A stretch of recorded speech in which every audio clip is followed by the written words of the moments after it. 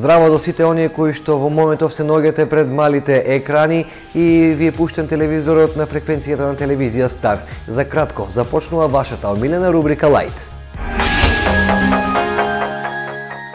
Следува прилог за сите оние кои што чуваат домашни миленици, посебно кучиња, но и за оние кои што не чуваат, а имаат намера да си купат или да си задомат.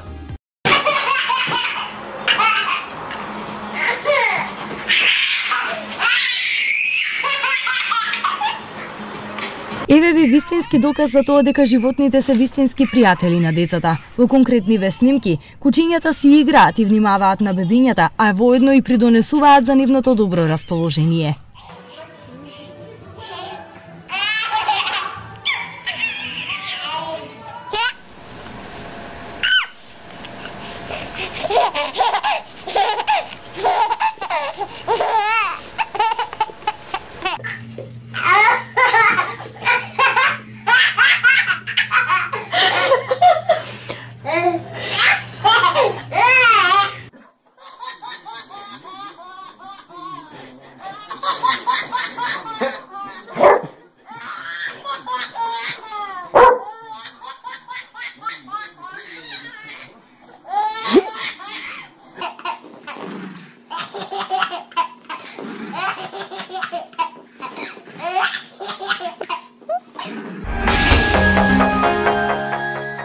На интернет пред некое време се појави карта, односно истражување за тоа колку жените се достапни по светот. Се разбира, ја име Македонија. Гледате за што станува збор. Според последните направени светски истражувања, на интернет се појавија резултати кои зборуваат за достапноста на жените по светот. Класификацијата е направена на неколку категории како многу лесни, нормално, тешко и многу тешко достапни жени. Во цела Источна Европа жените се класифицирани како лесно достапни, со исклучок на македонките, грекињите и албанките кои спаѓаат во нормални, додека турчинките во тешко достапни жени. Испитувањата покажале дека во Бугарија многу полесно можеш да најдеш жена за сексуални односи отколку во претходно споменатите.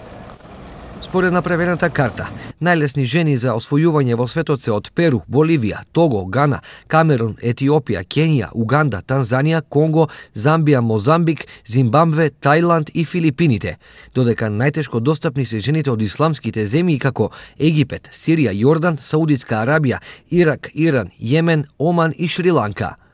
Инаку, направеното истражување би можело да се смета за исклучително субјективно, затоа што е направено од страна на група љубители на секс, кои го пропатувале светот со цел секс туризам, па сакале впечатоците за достапноста на жените во светот да ги споделат на интернет.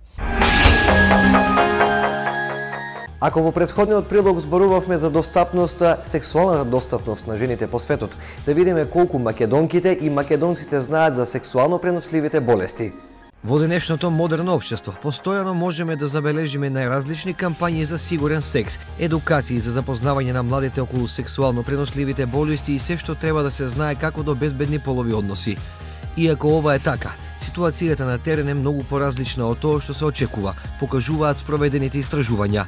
Проблемот што тука е очевиден е всушност познавањето, односно непознавањето на децата и младите на сексуално преносливите инфекции, начините како тие се пренесуваат и загрижува тоа што тие евентуално многу повеќе се грижат, ако воопшто се грижат за спречување на несакана бременост, отколку спречување и на сексуално преносливи инфекции. Според ова, она што на младите најверојатно најмногу им пречи се презервативите.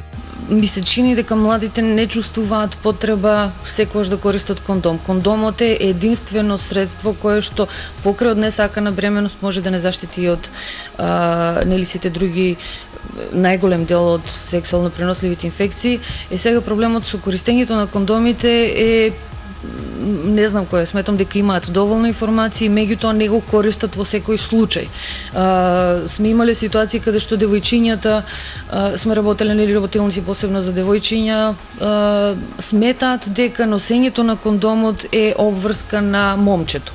Девојчињата сметаат дека не треба да се едуцираат, можеби во врска со кондомите и правилно поставување на кондоми. Покрај ова, помеѓу помладата популација се поприсутни се на различни митови кои во реалноста важат за сосема неточни и погрешни постапки.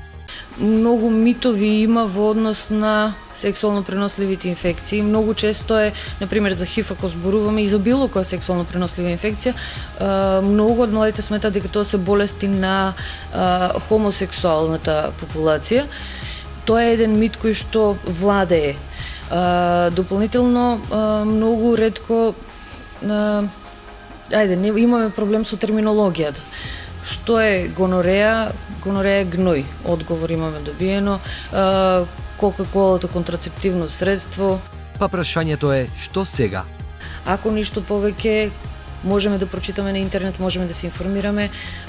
Користењето на кондом задолжително да ни стане и девојчињата треба да знаат како се користи. Значи, кондомот е една од основните, практично нема друго средство кое што може толку добро да не заштити и од несакана бременост и од сексуално преносливи инфекции.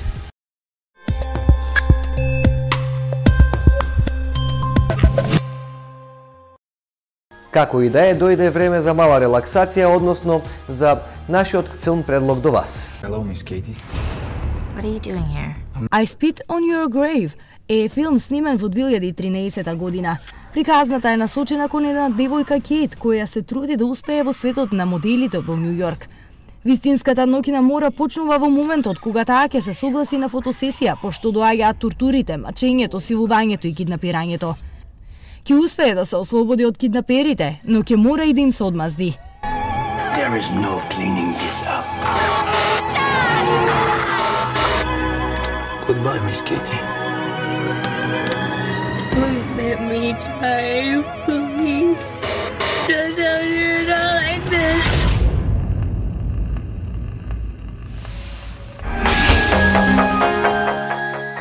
Се надевам дека нешто ново дознавте и дека нешто ново научивте од денешниот лајт. Се гледаме во следните изданија. Пријатно!